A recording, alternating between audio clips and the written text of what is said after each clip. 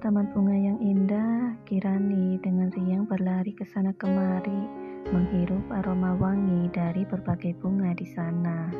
Terlihat sekali senyum ceria tersungging di bibirnya, dan setelah capai perlarian, Kirani yang melihat ada sebuah bangku dan berada cukup jauh di depan sana, membuat dirinya pun segera beranjak ke sana. Tapi saat mulai dekat, Kirani baru sadar ternyata ada orang lain yang berada di sana juga. Saat sudah beranjak beberapa langkah dengan bangku itu, mata Kirani malah semakin kabur dengan air mata yang menggenang saat dirinya mengenali sosok wanita yang sedang duduk di sana. Dengan berderai air mata, Kirani semakin cepat melangkahkan kakinya dan menghamburkan diri ke dalam dekapan wanita itu. Yang ternyata adalah sosok Fatma, wanita yang sedang duduk di bangku dengan senyum mengembang di wajahnya, sedari tadi melihat Kirani berlarian dengan ceria di antara bunga-bunga. Anak ibu udah selesai mainnya. Kirani kangen ibu. Bukannya menyahuti, Kirani malah mengungkapkan rasa rindunya dari dalam hati. Ibu juga kangen Kiran. Kiran anak ibu sudah tumbuh cantik dan semakin dewasa, sahut Ibu Fatma sejenak melepas pelukan mereka dan menciumi setiap inci wajah Kirani. Terasa sekali rasa rindu yang amat besar pun tercurah di sana dari setiap ciuman yang Ibu Fatma berikan. Kenapa ibu baru temui Kiran? Rajuk Kiran yang kini kembali mendekap erat tubuh ibunya, seakan tak ingin sedetik pun melepaskan ibunya. Kiran tahu jika ini hanyalah mimpi yang terasa nyata dan telah lama dirinya nanti, membuat Kirani tak ingin terbangun dari mimpi ini. Kiran ingin ikut pergi dengan ibunya dan merasakan pelukan kasih sayang ini selamanya. Bu, panggil Kirani. Apa sayang? Sahut Ibu Fatma yang saat ini tengah mengusap lembut rambut Kirani. Kiran mau ikut ibu, celetuk Kiran masih dalam dekapan. Terasa kepala Ibu Fatma menggeleng yang kini tengah berada di atas kepala Kirani. Jangan sayang, dunia kita sudah berbeda. Kamu harus sabar, sebentar lagi kebahagiaan yang kamu tunggu akan menemuimu. Maksud ibu, Kirani mendongak ke arah Ibu Fatma. Dengan lembut, Ibu Fatma melepas pelukan mereka. Kamu pasti akan tahu nanti. Yang pasti, selalu ingat jika ibu sangat menyayangi kamu. Dan ibu bahagia saat Kiraninya ibu juga bahagia. Terlihat oleh Kirani dan Ibu Fatma sebuah cahaya yang amat terang di depan mereka. Saking terangnya membuat tangan Kirani refleks menghalau sinar itu ke matanya. Lalu Ibu Fatma membalikkan badan Kirani agar melihat ke arahnya. Maaf, ibu harus pergi sayang. Kirani menggeleng keras menolak ucapan Ibu Fatma.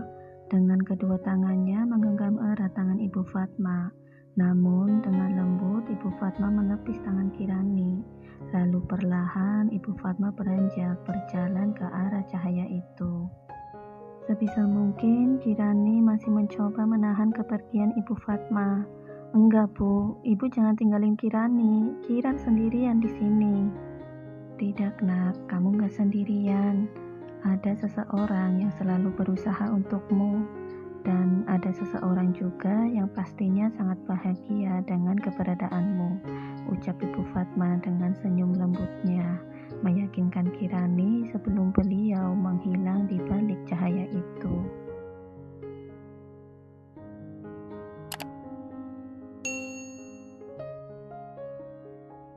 Ibu, panggil Kirani yang langsung membuka mata dan terbangun dari tidurnya. Dan seruan tiba-tiba Kirani juga membuat Zahra yang berada di sebelahnya pun kaget seketika. Syukurlah lo udah sadar Ki, ucap Zahra menghela napas lega. Dan teringat sesuatu, Zahra sejenak sibuk dengan ponselnya. Sedangkan Kirani hanya bergeming mendengar suara Zahra. Dia menelisik ruangannya berada, terlihat serba putih dengan bau obat yang menyengat. Terlihat juga salah satu tangannya terdapat jarum infus di sana. Rumah sakit. Seketika kata itu yang terlintas di benaknya. Siapa yang bawa gue ke sini, Ra? Tanya Kiran lemah menengok ke arah Zahra yang duduk di salah satu sisi ranjangnya. Dan tak mungkin juga jika Zahra sendiri yang membawa dirinya ke sini. Zahra menyimpan ponselnya di dalam tas sebelum kembali memperhatikan Kirani. Zahra tak menanggapi pertanyaan Kirani karena Zahra lebih mengkhawatirkan dan menanyakan keadaan Kirani saat ini. Apa lo masih pusing? Kata dokter lo kecapean, makanya sampai drop gini. Kecapean? Ya, Kirani memang kecapean, tapi bukan karena pekerjaan, melainkan karena pikirannya. Kemarin malam, Kirani terbangun setelah dirinya mendengar suara pintu yang tertutup. Dan saat beranjak ke arah jendela, lalu menyibak gorden di sana, Kirani bisa melihat mobil Andra yang beranjak pergi. Kiran kembali ke arah ranjang, membuka laci yang berada di sampingnya. Kirani pun mengambil foto orang tuanya. Melihat kembali foto sang ayah, tanpa terasa air mata Kirani menetes kembali karena tak bisa mengontrol kesedihannya. Isakan dari Kirani pun mulai terdengar.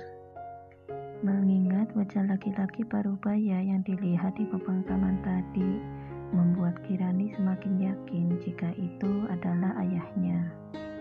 Dan mengingat jika ayahnya datang dengan seorang wanita, membuat Kirani menyimpulkan jika sang ayah kini telah mempunyai keluarga baru dan bahagia dengan keluarganya.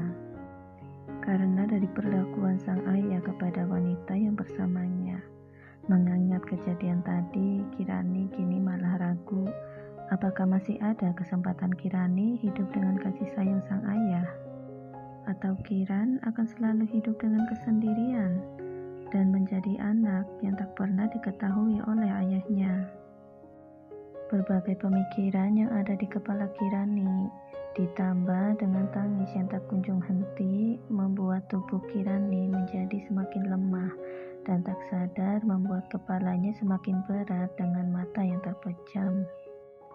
Emang kerjaan lo banyak banget, Ki, sampai drop gini? Lanjut Zahra kembali bertanya, karena Kirani tak menjawab pertanyaan Zahra sebelumnya. Tapi yang Zahra lihat kini malah Kirani tetap diam saja dengan tatapan kosong di matanya. Ki, Kirani, jangan bikin gue takut gini, seru Zahra mengguncang lengan Kirani yang terbebas dari jarum infus. Apa sih? Cepik Kirani. Lo gak denger gue? Kesal Zahra dengan bersedekap dada. Tapi Sarah ingat sahabatnya ini sedang tak sehat, jadi bukan saatnya kini untuk dirinya merajuk. Zahra pun menghela napas sejenak dan kembali berucap, emangnya kerjaan lo banyak banget sampai drop gini? Ulang Zahra dengan pertanyaan yang sama saat melihat respon Kirani sudah tak kosong seperti tadi. Kirani menghembuskan napas sejenak sebelum dirinya membuka suara. Dan sepertinya tak ada salahnya jika dia membagi beban di hati dan pikirannya. Dimulai dengan cerita Kirani tentang dirinya yang kemungkinan besar masih punya ayah, sampai dengan kejadian kemarin yang dilihatnya saat di pemakaman Ibu Fatma. Dan Zahra pun hanya duduk diam dan menyimak cerita Kirani dengan seksama. Zahra yang ikut sedih mendengar cerita Kirani, kini dia pun berdiri dan mendekap erat tubuh Kirani, mengusap punggung Kirani seraya menguatkan dan mengingatkan jika dia tak sendirian di sini. Kirani bisa menceritakan apapun kepada Zahra. Makasih ya, lo selalu ada buat gue. Gue gak suka deh lo yang melo kayak gini, gak asik, sahut Zahra dengan mengusap air mata yang luruh ke pipinya. Ceklek. Di saat kedua gadis itu masih terseduh, pintu ruang inap Kirani pun terdengar telah dibuka dari luar, membuat kedua gadis itu menengok bersamaan. Dan setelahnya muncul sosok Andra dari balik sana yang diikuti oleh Arya dan seorang pria lain yang tak Kirani tahu itu siapa.